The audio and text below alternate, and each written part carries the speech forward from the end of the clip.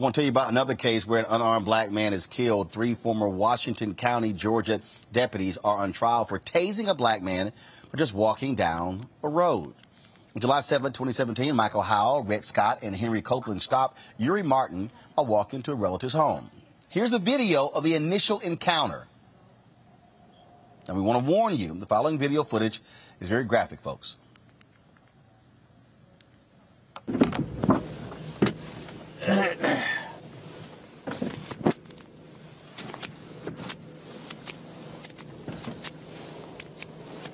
Hey, come over here. Come on over here. Come on over here. Come on. Get out of the road. Get out of the road. Get out of the road. Get out of the road, man. Come on. Get out of the road. Come on. Come on. Come on.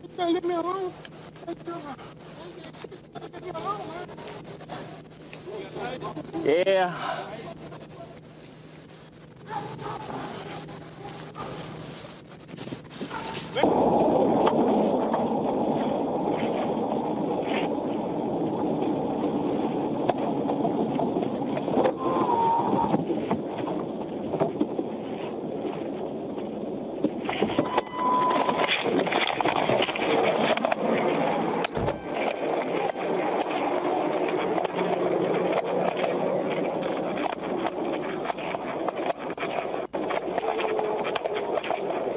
You got tasers? Tasers right here.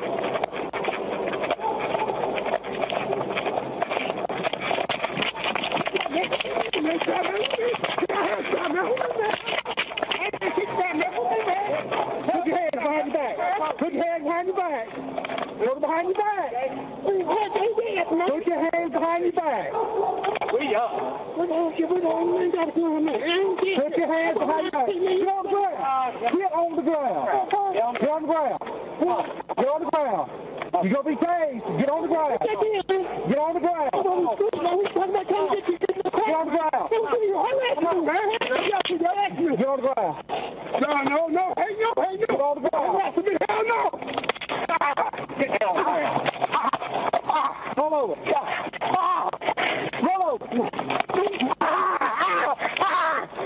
You going to fly? Put your hands behind your back. Put your hands behind your back.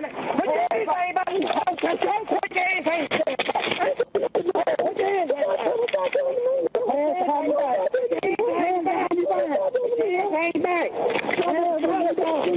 What the heck going on, bro? What the heck going on, bro? What the heck going on? What the heck going on? Get on. What the heck going on? What the heck going on? What the heck going on?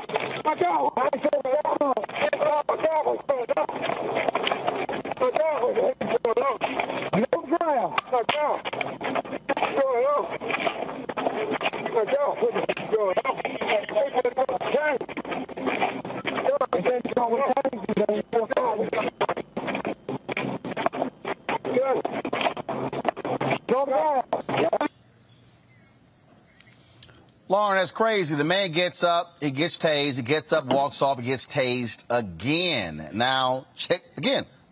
Watch this.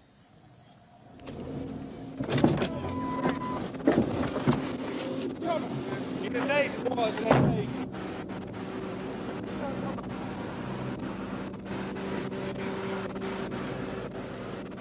No picks in America, do it without crying. Get him again. I gotta get him in the Bible. Get on the ground. Get on the ground. Get on the ground. Get on the ground.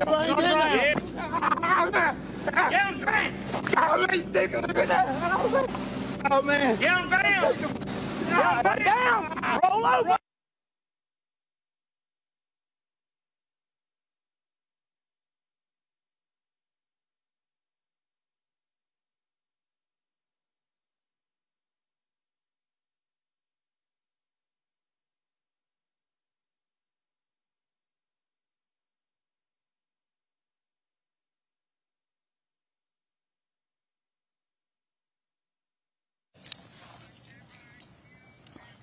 Okay, folks, now he's down, not moving, and it takes nearly 5 minutes before the deputies realize something is wrong with Martin. Watch this.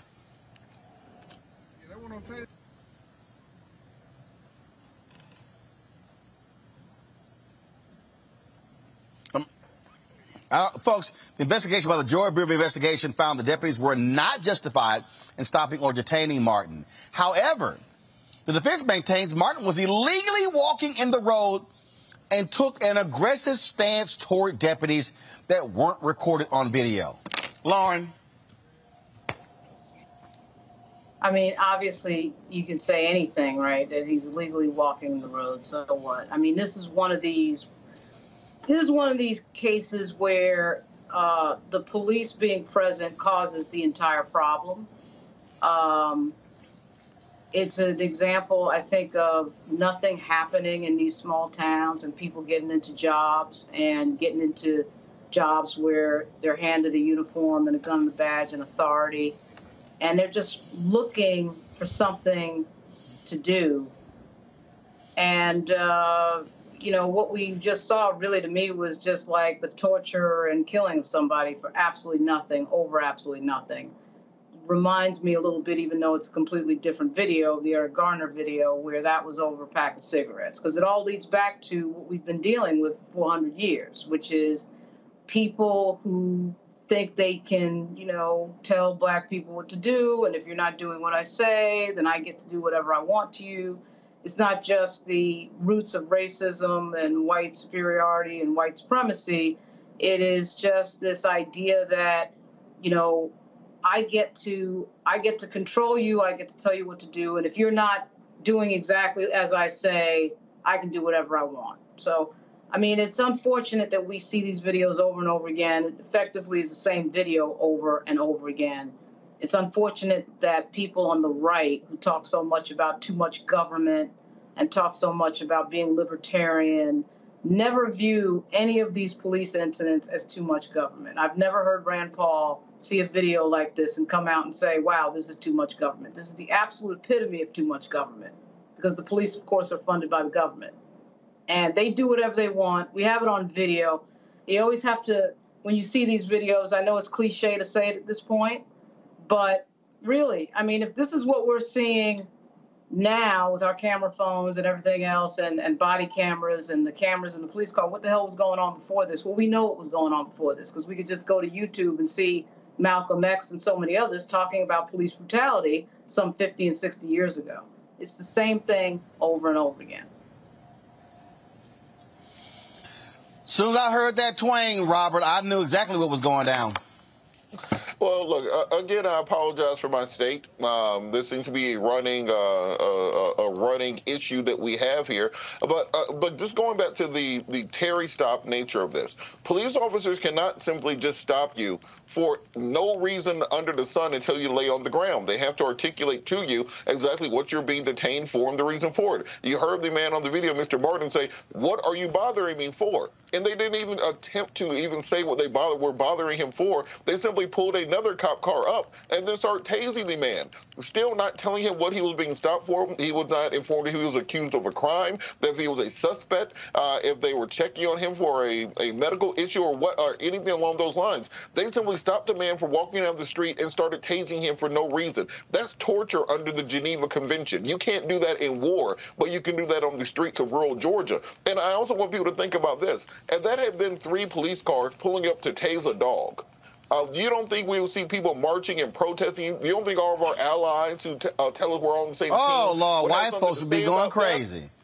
And so imagine that was a golden retriever named Martin instead of a black man named Martin, how they would act towards that. This is why we talk about criminal justice reform and the need for it, because if the cameras aren't turned on, then the stories of black men are simply put not believed. The same way we say we have to believe women in the Me Too context, we have to start believing black men even when there's not a camera there on our faces to show what happened. And then even towards the end, when the last officer, when Boss Hogg got there and decided to get his licks in too, you have 3 officers surrounding an elderly man, and they still found the need to tase him a 3rd time for no apparent reason, still at no point articulating the point of the stop or the reason for it in the first place.